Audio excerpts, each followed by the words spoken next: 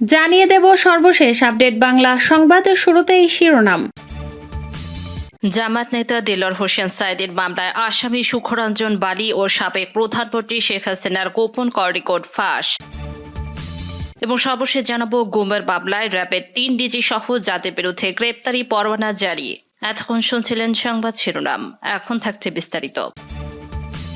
জামায়াতে ইসলামীর সাবেক নায়েবে আমির ও দেশবরেণ্য ইসলামী চিন্তাবিদ আল্লামা দেলোয়ার হোসেন সাঈদীর মানবতা বিরোধী অপরাধের মামলার সাক্ষী সুখরঞ্জন বালী তার অপহরণের ঘটনায় শেখ হাসিনা এবং সাবেক আইনমন্ত্রী শফিক আহমেদ সহ ৩২ জনের বিরুদ্ধে অভিযোগ করেছেন। ট্রাইব্যুনালে দেওয়া অভিযোগপত্রে সুখরঞ্জন বালী বলেন, আমার ভাই বিশাব আলীকে 1971 সালে মুক্তিযুদ্ধ চলাকালীন পাকিস্তানি সেনারা হত্যা করেছিল। ওই ঘটনার পরিপ্রেক্ষিতে 2010 সালের জুলাই আগস্ট মাসের শেষের দিকে আওয়ামী লীগ সরকার গঠিত তৎকালীন আন্তর্জাতিক অপরাধ ট্রাইব্যুনালের তদন্ত কর্মকর্তা হেলাল উদ্দিন আমাকে 71-এ আমার ভাই বিশাব আলীর হত্যাকাণ্ডের বিষয়ে জানতে চায়। আমি তাকে বিশ্বাস করে প্রকৃত ঘটনা বলি, কিন্তু হেলাউদ্দিন আমাকে আমার ভাইয়ের হত্যাকারী হিসেবে প্রকৃত হত্যাকারীদের নামের সঙ্গে মাওলানা দেলোয়ার হোসেন সাঈদীর নামও বলতে চাপ প্রয়োগ করেন। সাঈদীর বিরুদ্ধে ট্রাইব্যুনালে নিয়ে মিথ্যা সাক্ষ্য দিতে পারেন। আমি হেলাল সাহেবকে তখন স্পষ্ট ভাষায় জানিয়ে দেই, সাঈদী হুজুর আমার ভাই বিশাব আলী হত্যাকাণ্ডের সঙ্গে কোনোভাবে জড়িত ছিলেন না, সুতরাং তার বিরুদ্ধে মিথ্যা সাক্ষ্য দেওয়া আমার পক্ষে সম্ভব নয়।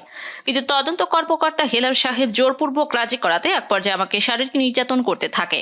এরপর হেলাল উদ্দিন আমাকে মিথ্যা সাক্ষ্য দিতে রাজি করাতে আওয়ামী লীগের স্থানীয় এমপি ও AKM আব্দুল আওয়াল, পৌর মেয়র হাবিবুর রহমান মালিককে ডেকে আনেন। তারা আখতারুজ্জামান জুলো ও কানাইলা বিশ্বাসের নেতৃত্বে সাইদুল্লাহ লিটন, রেজাউল করিম শিকদার মন্টু, মেজারুর রহমান তালুকদার, রাজাসহ ছাত্রলীগ যুবলীগের আরও কিছু লোককে তখন পিরোজপুর রাজশী স্কুলে হাজির করে। তারা সেখানে উপস্থিত হয়ে আমাকে নানা রকম চাপ ও ক্রমাগত হুমকি দিতে থাকে।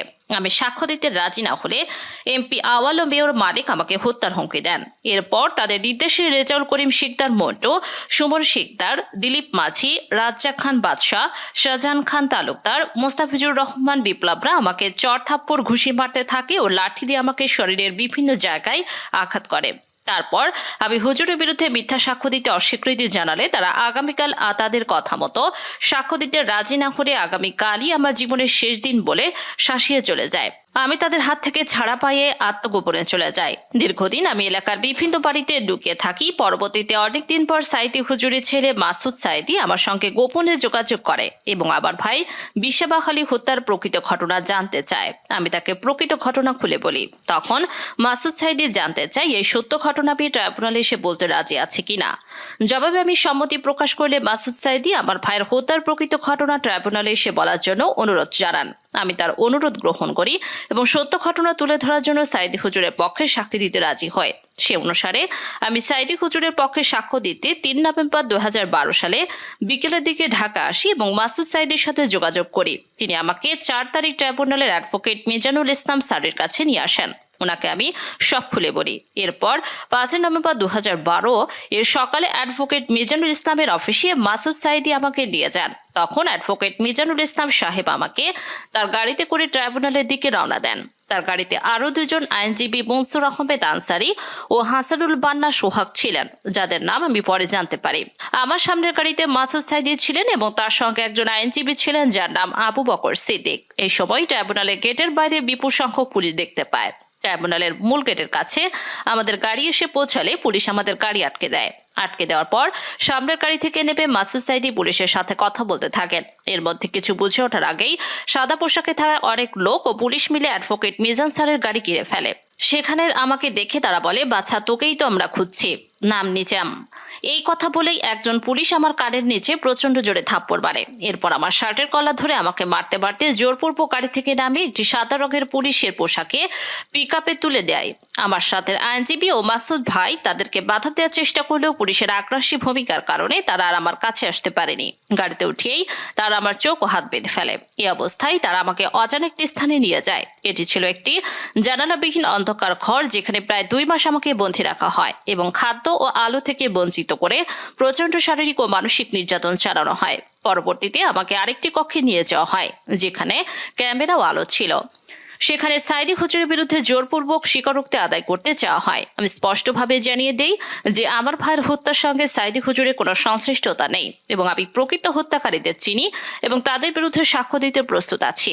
কিন্তু আমি তাদের কথা মতো সাইদি হুজুরের বিরুদ্ধে মিথ্যা সাক্ষী দিতে রাজি না হওয়ায় তারা আমাকে দিনের পর দিন বৈদ্যুতিক শক, শারীরিক নির্যাতন করতে থাকে। আমার শরীরের এমন কোনো জায়গা নেই যেখানে তারা বৈদ্যুতিক শক দেয়নি। এরপর তারা আমাকে কোটি টাকা ও একটি বাড়ি দেওয়ার প্রলোভনের মাধ্যমে আমার মনোবল ভেঙে দেওয়ার চেষ্টা করে, কিন্তু আমি তাতেও রাজি না হয় আমাকে প্রায় 2 মাস ওই গোপন জায়গায় আটকে রেখে নির্যাতন করে। তাদের চরম নির্যাতনের মুখে আমি অসুস্থ অজ্ঞান হয়ে পড়লে আমাকে বিভিন্ন সময় হসপিটালে নিয়ে জরুরি ভিত্তিতে চিকিৎসা দেওয়া হয়। আমার জ্ঞান ফিরে এলে আবার তারা আমাকে ওই গোপন স্থানে নিয়ে যেত। নিয়ে গিয়ে আবারও পূর্বের ন্যায় তারা আমার উপর শারীরিক নির্যাতন চালাতো। এভাবে নির্যাতন চালানোর মাঝে একদিন আমাকে চোখ বেঁধে একটি গাড়িতে তোলা হয় এবং কয়েক ঘন্টা দীর্ঘ যাত্রার পর যখন গাড়ি থামে তখন আমি বাথরুমে যাওয়ার কথা বললে তারা আমাকে চোখ খুলে দেয়। তখন দেখতে পায় আমাকে সীমান্তের এলাকায় আনা হয়েছে। সেখান থেকে বিজেপির সহায়তায় আমাকে ভারতের পশ্চিমবঙ্গের উত্তর 24 পরগনার স্বরূপনগর থানার বৈকারি বাজার সীমান্তে বিএসএফ এর হাতে তুলে দেওয়া হয়। বিএসএফ আমাকে কোনো প্রশ্ন ছাড়াই নির্মমভাবে মারধর করে, আমাকে হাত বেঁধে নির্যাতন করে। পরে তারা আমাকে বসিরহাট নিয়ে যায়। বসিরহাট সাব জেলে 22 দিন রাখার পর সেখান থেকে দমদম কেন্দ্রীয় কারাগারে পাঠানো হয় এবং সেখানে আমাকে মোট 5 বছর আটকে রাখে। পরে জানতে পারি দমদম কেন্দ্রীয় কারাগারে আমার থাকার বিষয়টি মাসুদ সাইদি জানতে পারেন এবং আমার ছেলেকে ভারতে পাঠিয়ে বিষয়টি নিশ্চিত হন। এরপরে তার উদ্যোগে এবং মানবাধিকার সংস্থা ভারতীয় সুপ্রিম কোর্টের সহায়তা আমি কারাগার থেকে মুক্ত হতে সক্ষম হই। কারাগারে থাকার সময় বিভিন্ন আন্তর্জাতিক মানবাধিকার সংস্থা আমার সঙ্গে কারাগারে সাক্ষাৎ করে এবং আবার নির্যাতনের বিষয়টি নথিভুক্ত করে। দেশে ফিরে এলেও আমি পিরোজপুরের নিজ গ্রামে নিরাপত্তার কারণে যেতে পারিনি, বরং আত্মগোপনের নিজ জেলার বাইরে অবস্থান করি। আমি আমার ছেলে মেয়ের মাধ্যমে কারাগার থেকে মুক্ত হওয়ার পর জানতে পারি যে আন্তর্জাতিক অপরাধ ট্রাইব্যুনালের গেট থেকে আমাকে অপহরণের পর আমার আইনজীবীগণ আওয়ামী লীগের তৎকালীন ট্রাইব্যুনালের বিচারকদের নিকট তাৎক্ষণিকভাবে আমার অপহরণের বিষয়ে অভিযোগ দায়ের করেছিলেন। কিন্তু ট্রাইব্যুনালের তৎকালীন বিচারকগণ তৎকালীন চিফ প্রসিকিউটর, শাহবাগ থানার ওসি, রমনা জোনের ডিসি ও অন্যান্য ব্যক্তিদের সঙ্গে আলোচনায় মিলিত হয়ে ষড়যন্ত্রমূলকভাবে সিদ্ধান্ত দেন যে আমাকে ট্রাইব্যুনাল প্রাঙ্গণ থেকে অপহরণ করা হয়নি, অথচ ট্রাইব্যুনাল প্রাঙ্গণে অসংখ্য সিসি ক্যামেরা ছিল। বিশেষ করে আমাকে যেখান থেকে অপহরণ করা হয়েছিল সেই গেটের সামনেই 2টি সিসি ক্যামেরা ছিল। সেই ক্যামেরায় 2টি সহ স্থাপিত সিসিটিভি ক্যামেরার পুরো বিষয়টি রেকর্ডের কথা হয়। আমার পক্ষের আইনজীবীগণের দাবি সত্ত্বেও ট্রাইব্যুনালের চেয়ারম্যান নিজামুল হক নাসিম সিসি ক্যামেরার ফুটেজ দেখতে বা দেখাতে অস্বীকৃতি জানায়। সেটি না করে জনাব নাসিম আমার বিষয়টি নিয়ে আন্তর্জাতিক অপরাধ ট্রাইব্যুনালের অভিযোগ দায়ের করার দায়ে আমার আইনজীবীদের বিরুদ্ধে পাল্টা আদালত অবমাননার অভিযোগ আনয়ন করেন। সুখরঞ্জন পালি বলেন, আমি নিজ চোখে মুক্তিযুদ্ধের সময় আমার ভাইকে হত্যার ঘটনা দেখেছি। সেখানে সাইদি হুজুর ছিলেন না। বিরোধী রাজনৈতিক শক্তিকে নিশ্চিত করার রাষ্ট্রীয় ষড়যন্ত্রের অংশ হিসেবে আল্লামা দেলোয়ার হোসেন সাইদির রাজনৈতিক উদ্দেশ্য প্রণোদিত মামলার মিথ্যা সাক্ষ্য না দেয় এবং সত্য সাক্ষ্য দিতে ট্রাইব্যুনালে আসার কারণে আমাকে গুম, অপহরণ, নির্যাতন এবং 5 বছর ভারতে অবৈধভাবে কারাবন্দী করে রাখা হয়। তার বিরুদ্ধে করা মামলা ছিল সম্পূর্ণ মিথ্যা, রাজনৈতিক উদ্দেশ্য প্রণোদিত এবং সাজানো। তাকে অন্যায়ভাবে গ্রেপ্তার, দীর্ঘদিন কারারুদ্ধ রাখা এবং শেষ পর্যন্ত পরিকল্পিতভাবে কারাগারে তাকে হত্যা করা হয়েছে, যা আন্তর্জাতিক আইনের অধীনে মানবতা বিরোধী অপরাধের শামিল। আমাকে করা গুম, অপহরণ, শারীরিক মানসিক নির্যাতন, আমাকে জোর করে ভারতে পাচারের ঘটনা সবই ছিল পরিকল্পিত ষড়যন্ত্রের অংশ। আমাকে অপহরণ করে শারীরিক মানসিক নির্যাতনের মাধ্যমে আমার মানবাধিকার চরমভাবে লঙ্ঘন করা হয়েছে। আর এই সবই ছিল একটি বৃহৎ রাজনৈতিক ষড়যন্ত্রের অংশ, যা আন্তর্জাতিক মানবাধিকার ও মানবতা বিরোধী অপরাধ হিসেবে বিবেচ্য। আমি এই ষড়যন্ত্রের বিরুদ্ধে ন্যায় বিচার ও দৃষ্টান্তমূলক শাস্তি দাবি করছি। রাষ্ট্রের পৃষ্ঠপোষকতায় আমাকে করা অপহরণ, গুম ও 5 বছর অবৈধভাবে কারাবন্দী রাখা সহ আমার সাথে ঘটে যাওয়া সকল অন্যায়ের আমি বিচার চাই। এই ঘটনার সাক্ষী করা হয়েছে ব্যারিস্টার তানভীর আল আমিন, অ্যাডভোকেট মঞ্জুর আহমেদ আনসারি, অ্যাডভোকেট আবু বকর সিদ্দিক, অ্যাডভোকেট হাসানুল হক বান্না সোহাগ ও মাসুদ সাইদিকে।